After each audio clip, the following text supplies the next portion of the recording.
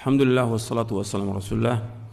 Asyhadu an syarika lahu wa asyhadu anna Muhammadan abduhu wa rasuluh. Allahumma shalli wa sallim wa barik nabi. Berkaitan dengan penghinaan kepada Nabi Muhammad SAW yang harus diingat oleh setiap mukmin dan mukminah bahwa para nabi dan para rasul itu mereka diutus untuk mendakwakan dakwah yang hak ini, dakwah tauhid. Melarang umat ini tidak berbuat syirik. Itu mesti mereka mendapat ejekan, pasti, nggak mungkin tidak. Semua nabi, semua rasul itu pasti diejek, pasti. Antum lihat ayatnya dalam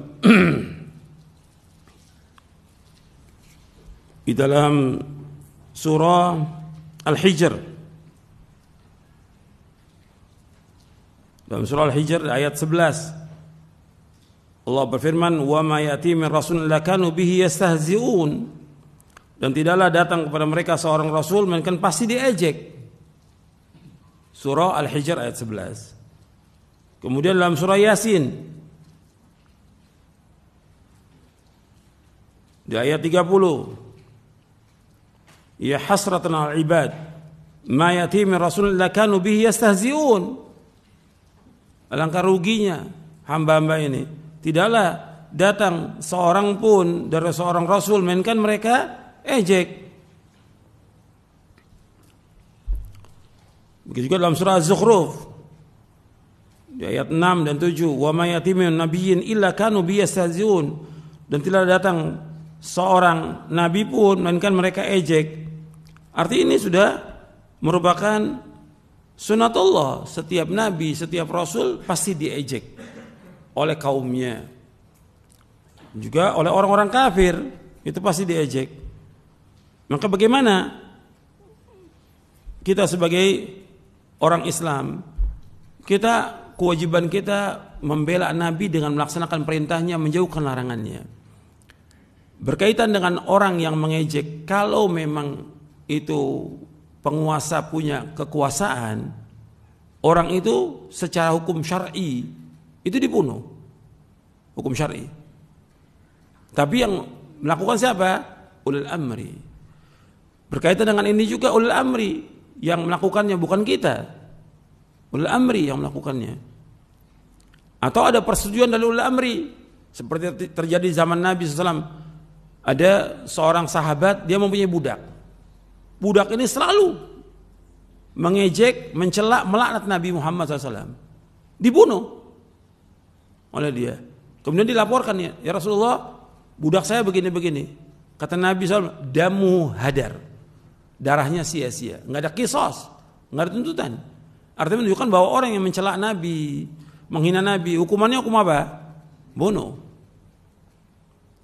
Dan itu sudah dibahas oleh Syekhul Islam Ibnu Taimiyah dalam kitabnya As-Sarimul Maslul ala Syatimir Rasul.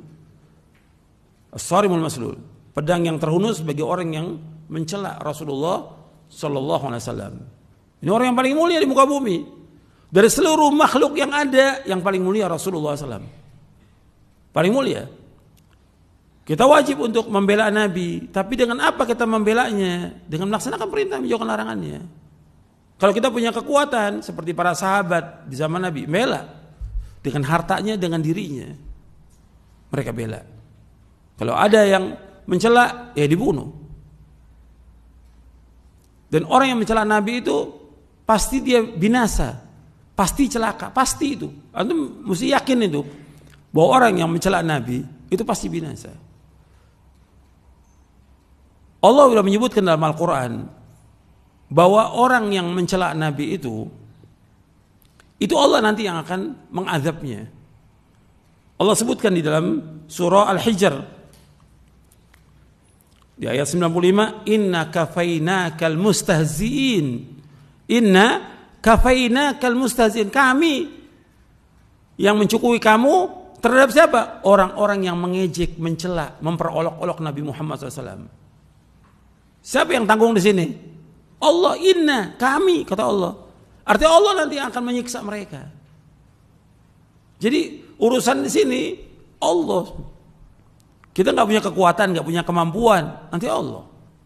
Apalagi yang mencela umpamanya kepala negara atau orang yang kuat, Allah nanti akan menghinakan mereka. Dan nanti di dunia ini mereka ini akan dihinakan oleh Allah. Dan kalau dia mati, itu tanah nggak mau terima itu. Orang yang mencela Rasulullah SAW, seperti terjadi di zaman Nabi SAW. Hadisnya sahih riwayat Bukhari dan Muslim dari sahabat Anas bin Malik.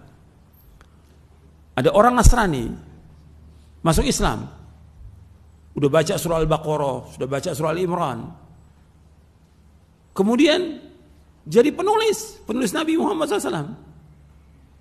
Kemudian kembali kepada kaumnya orang Nasrani. Fa'ada Nasrani, jadi murtad lagi Nasrani. Kemudian dia memperolok Nabi. Artinya dia mengomong bahwa Nabi begini-begini, dia mencela Nabi. Kemudian mati orang ini. Dikuburkanlah orang Nasrani. Mati. Begitu dikubur, besoknya udah keluar lagi mayatnya. Tanah nggak terima. Kata mereka, oh ini yang bongkar ini Nabi dan para sahabatnya. Ditanam lagi, lebih dalam lagi. Besoknya keluar lagi mayat ini. Kata mereka, ini Nabi SAW dan para sahabatnya ini yang melakukan ini. Digali lagi lebih dalam lagi. Terus besoknya lagi keluar lagi. Sampai mereka mengatakan ini bukan pekerjaan manusia. Ditinggal udah tinggal begitu aja. Ini bukan pekerjaan manusia. Ini Allah punya kehendak. Maksudnya inna kafainakal mustahziin. Ini ada sahih riwayat Bukhari dan Muslim. Jadi tentang orang yang mencela Nabi Muhammad, menghina Nabi Muhammad, Allah yang akan tanggung untuk mengazabnya. Untuk kita, yang penting bagi kita ini bagaimana kita mengikuti Nabi Muhammad SAW. Membela Nabi dengan mengikuti sunnahnya.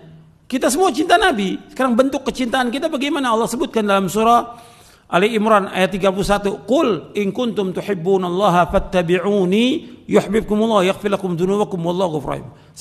Katakanlah seandainya kalian cinta kepada Allah, ikuti aku.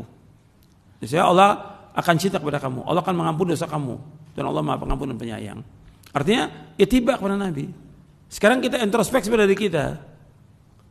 Kalau kita sebagai umat Nabi Muhammad sudah belum kita mengikuti perintah-perintah beliau, menjauhkan larangannya?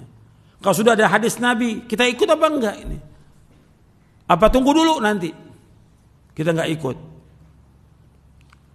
Kalau kita sebagai umat Nabi Muhammad datang dalil, kita ikut.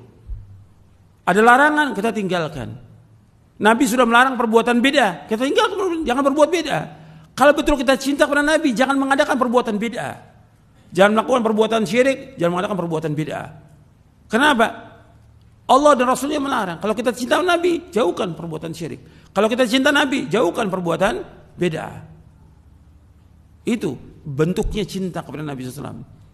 Dan ini tinggal dilihat di buku tentang syarah akidah, ada kan pembahasan tentang beriman kepada Nabi Muhammad SAW. Itu ada penjelasannya di situ. Jadi kita mengikuti Nabi SAW dengan melaksanakan perintahnya, menjauhkan larangannya. Kemudian mentaati perintahnya, menjauhkan larangannya, membenarkan semua yang beliau sampaikan.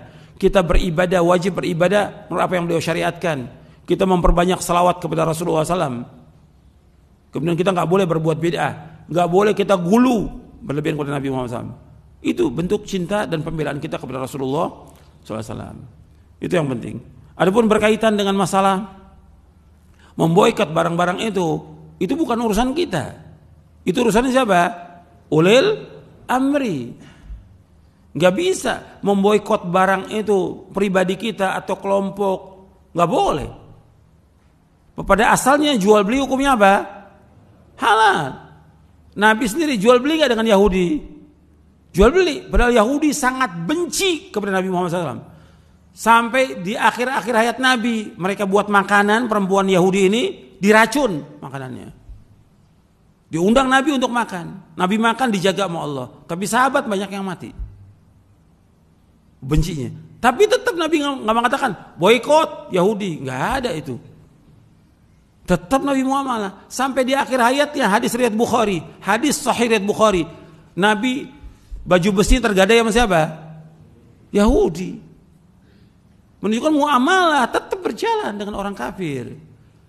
Ketika mengatakan boikot, yang mengumumkan siapa di sini? Ulil amri, bukan pribadi. Dan juga melihat kepada maslahat dan mafsadah. Maslahat atau tidak? Mafsadah atau tidak? Gitu. Apakah jerak dengan diboikot itu jerak, kemudian dia taubat kepada Allah, kemudian dia nggak mengulangi lagi, atau tambah jadi dia? Dilihat kepada maslahat dan mafsadah. Itu urusannya siapa? Ulil amri, bukan kelompok-kelompok tertentu, bukan. Pengen jadi pahlawan, ini nggak boleh. Loh, antum ini siapa? Mengharamkan apa yang Allah halalkan. Apa antum nggak jadi Tuhan nantinya? Artinya menghalalkan apa yang Allah haramkan atau mengharamkan apa yang Allah halalkan, nggak boleh dalam Islam. Jadi ini harus perhatikan. Urusan kita ini kita harus jelas. Kita ini sebagai umat Nabi Muhammad SAW. Nanti ada urusannya ulama, nanti ada urusannya ulil amri. Itu harus ada, ditujukan pada tempatnya. Jangan sekarang kita sebagai rakyat jadi ulil amri, atau kita orang bodoh jadi ulama. Nggak boleh, dudukkan pada tempatnya. Saya pikir cukup. Sampai sini mudah-mudahan bermanfaat dan dapat kita amalkan.